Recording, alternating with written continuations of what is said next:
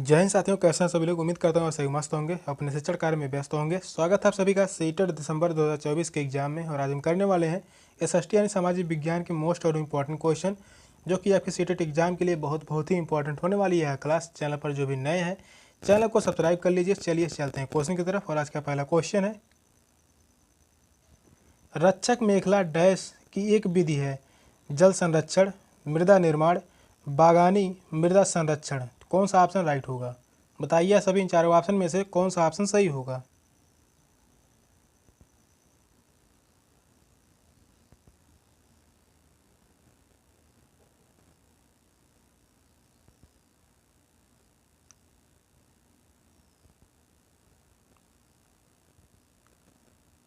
रक्षक मेखला कैसी एक विधि है, तो वह है मृदा संरक्षण। तो इस क्वेश्चन का राइट आंसर होगा ऑप्शन डी, मृदा संरक्षण। फोर्थ ऑप्शन जो है वह राइट है। रक्षक मेखला मृदा संरक्षण की एक विधि है। इसे वायुरोधी भी कहा जाता है। इस विधि में वृक्षों व झाड़ियों की एक पंक्ति तैयार की जाती है ताकि हवा से सुरक्षा मिल सके और मृदा का क्षरण भी ना हो। तो इस क्वेश्चन का राइट आंसर होगा ऑप्शन डी। फोर्थ ऑप्शन जो है वह राइट है। नेक्स्ट क्वेश्चन है, मध्य प्रदेश में स्थित भीमबेटका एक डैश पुरा स्थल है। पुरा पाषाणिक, नवपाषाणिक, महापाषाणिक, सूक्ष्म पाषाणिक। तो कौन सा ऑप्शन राइट होगा? बताइए सभी इन चारों ऑप्शन में से कौन सा ऑप्शन सही होगा। क्वेश्चन कह रहा है मध्य प्रदेश में स्थित भीमबेटका एक पुरा स्थल है, किस प्रकार का है?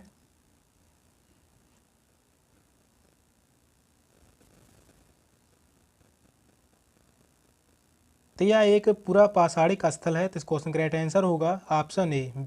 मध्य प्रदेश में स्थित भीमबेटका एक पूरा पाषाणिक स्थल है। तो इस क्वेश्चन का राइट आंसर होगा ऑप्शन ए। मध्य प्रदेश के रायसेन जिले में स्थित है भीमबेटका। भीमबेटका जो है वह कहाँ स्थित है? तो यह एमपी के यानी मध्य प्रदेश के रायसेन जिले में स्थित है। रायसेन जिले में स्थित है भीमबेटका। तो इस क्वेश्चन का राइट आंसर होगा ऑप्शन ए। फर्स्ट ऑप्शन जो है वह राइट है। नेक्स्ट क्वेश्चन है, ऋग्वेद काल में कौन से तीन देवता खासकर प्रमुख थे? रुद्र, विष्णु तथा इंद्र, अग्नि, इंद्र तथा सोम, इंद्र, वरुण तथा रुद्र, अग्नि, इंद्र तथा विष्णु। कौन सा ऑप्शन राइट होगा? बताइए सभी इन चारों ऑप्शन में से कौन सा ऑप्शन सही होगा।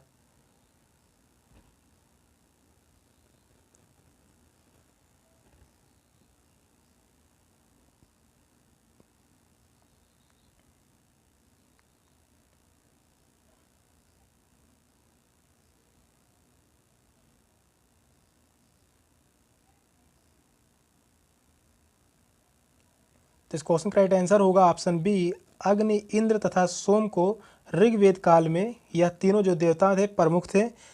अग्नि को आग का देवता कहा जाता था, अग्नि को आग का देवता। इंद्र को इंद्र को सभी देवों के देवता, इंद्र को सभी देवों के देवता।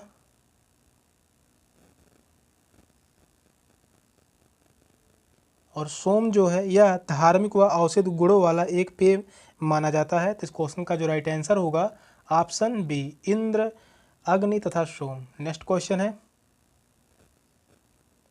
संस्कृत को जिस भाषा परिवार का हिस्सा माना जाता है उसे कहते हैं भारत आर्य, भारत यूनान, भारत यूरोप, भारत अरब। कौन सा ऑप्शन राइट होगा? तो अपने अपने हिसाब से बताइए इन चारों ऑप्शन में से कौन सा ऑप्शन सही होगा।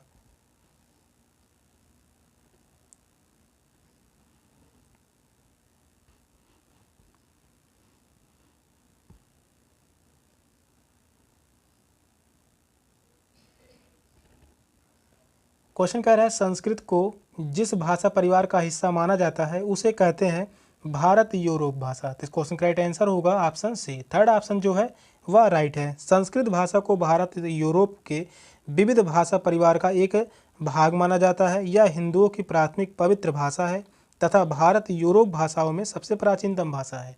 तो इस क्वेश्चन का राइट आंसर होगा ऑप्शन सी। थर्ड ऑप्शन जो है वह राइट है। नेक्स्ट क्वेश्चन है, किस स्थान पर मृतक को प्रायः उत्तर की ओर सिर करके दफनाया जाता था? इनाम गांव, बुर्ज होम, मेहरगढ़, भीमबेटका। कौन सा ऑप्शन राइट होगा? बताइए सभी इन चारों ऑप्शन में से कौन सा ऑप्शन सही होगा। यह क्वेश्चन जो है काफ़ी इंपॉर्टेंट है, पूछा भी गया है।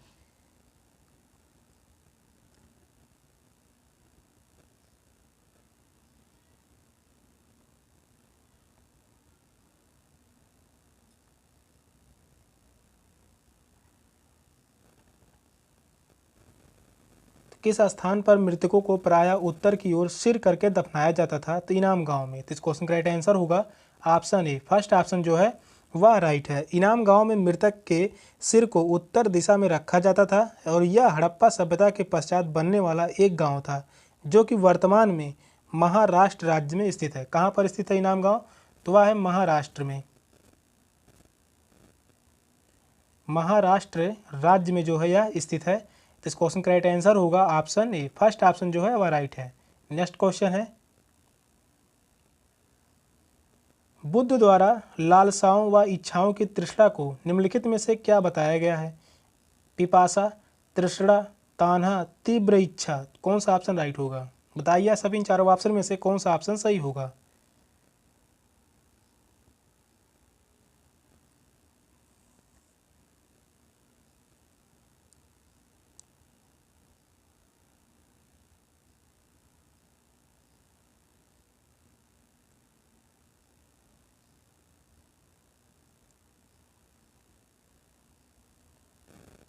तो बुद्ध द्वारा लालसाओं व इच्छाओं की तृष्णा को निम्न में से क्या बताया गया है? तो वह तान्हा बताया गया है। तो इस क्वेश्चन का राइट आंसर होगा ऑप्शन सी, तान्हा।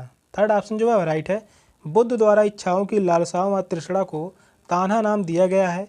उन्होंने 3 प्रकार के तान्हा की व्याख्या की है। उन्होंने 3 प्रकार के तान्हा की व्याख्या की है। पहला जो होगा काम तान्हा यानी इंद्रियों की तृष्णा, दूसरा होगा भाव तान्हा होने की तृष्णा, तीसरा जो होगा विभाव तान्हा ना होने की तृष्णा। 3 प्रकार की जो व्याख्या दी गई है, पहला जो है काम ताना इंद्रियों की तृष्णा, दूसरा होगा भाव ताना होने की तृष्णा, तीसरा है विभाव ताना ना होने की तृष्णा। तो इस क्वेश्चन का राइट आंसर होगा ऑप्शन सी, थर्ड ऑप्शन जो है वह राइट है। नेक्स्ट क्वेश्चन है, उत्पादों की ब्रांडिंग करने से इसकी बिक्री बढ़ जाती है, बाजार में उपलब्ध दूसरों उत्पादों से इसे भिन्न करता है, उपभोक्ताओं के लिए आकर्षक बन जाता है, उपभोक्ताओं को खुदरा मूल्य पर छूट मिलती है। तो कौन सा ऑप्शन राइट होगा? बताइए सभी इन चारों ऑप्शन में से कौन सा ऑप्शन सही होगा?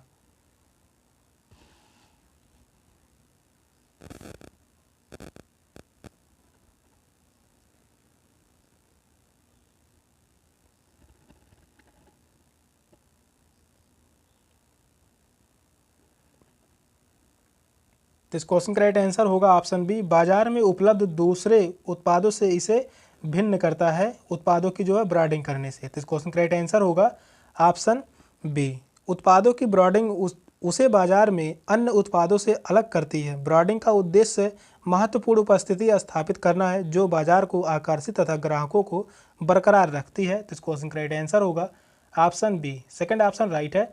नेक्स्ट क्वेश्चन है, भारतीय संविधान के किस खंड को अक्सर संविधान की अंतरात्मा कहा जाता है? नीति निर्देशक सिद्धांतों से संबंधित, मौलिक अधिकारों से संबंधित खंड, अनुसूचित जाति अनुसूचित जनजाति एवं अन्य पिछड़ा वर्ग के लिए आरक्षण नीति से संबंधित खंड, संविधान की प्रस्तावना। तो कौन सा ऑप्शन राइट होगा? बताइए सभी इन चारों ऑप्शन में से कौन सा ऑप्शन सही होगा। यह क्वेश्चन जो है पूछा गया है, बहुत इंपॉर्टेंट है, तो अपने अपने हिसाब से बताइए कौन सा ऑप्शन राइट होगा।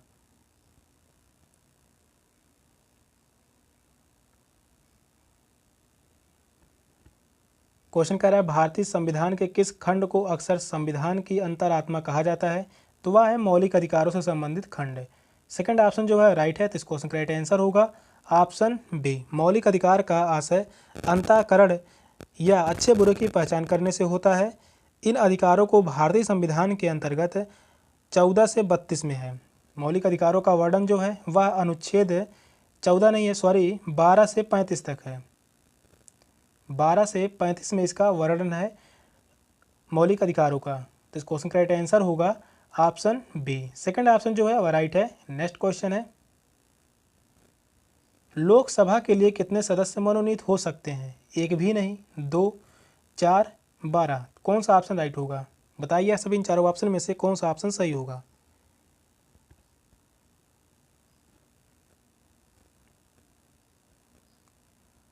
क्वेश्चन कह रहा है लोकसभा के लिए कितने सदस्य मनोनीत हो सकते हैं?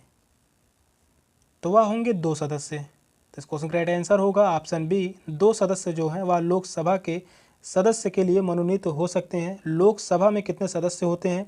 तो वह 545। कितने सदस्य होते हैं? तो 45 सदस्य होते हैं, इसमें 2 सदस्य जो हैं वह राज्यसभा से नियुक्त होते हैं। ये 2 सीटें एंग्लो इंडियन समुदाय के लिए आरक्षित की गई है और इन दोनों का मनोनीत कौन करता है, तो वह है राष्ट्रपति करते हैं। राष्ट्रपति द्वारा मनोनयन किया जाता है। तो इस क्वेश्चन का राइट आंसर होगा ऑप्शन बी, सेकंड ऑप्शन जो है वह राइट है। नेक्स्ट क्वेश्चन है, न्यायाधीश किसी मुकदमे पर निर्णय लेता है दलीलों के आधार पर, दिए गए शुल्क के आधार पर, सबूतों के आधार पर, पुलिस तहकीकात के आधार पर। कौन सा ऑप्शन राइट होगा? बताइए सभी इन चारों ऑप्शन में से कौन सा ऑप्शन सही होगा?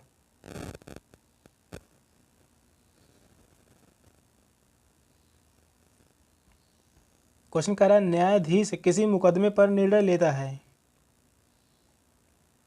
तो वह निर्णय लेते हैं न्यायाधीश सबूतों के आधार पर। तो इस क्वेश्चन का राइट आंसर होगा ऑप्शन सी, सबूतों के आधार पर न्यायाधीश मुकदमे का निर्णय लेते हैं। सबूतों के आधार पर न्यायाधीश द्वारा किसी मुकदमे में निर्णय सुनाया जाता है। मुकदमे 2 प्रकार के होते हैं।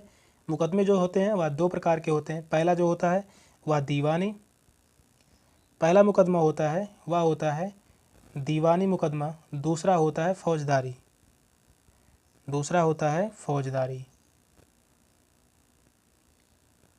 2 प्रकार के मुकदमे होते हैं, दीवानी और फौजदारी। तो इस क्वेश्चन का राइट आंसर होगा ऑप्शन सी, सबूतों के आधार पर निर्णय लिया जाता है। सेशन का लास्ट क्वेश्चन था। क्वेश्चन कैसे लगे कमेंट में जरूर बताइएगा। चैनल पर नए हैं चैनल को सब्सक्राइब कर लीजिए। मिलते हैं फिर अगली क्लास में, तब तक के लिए बाय बाय, टेक केयर, जय हिंद।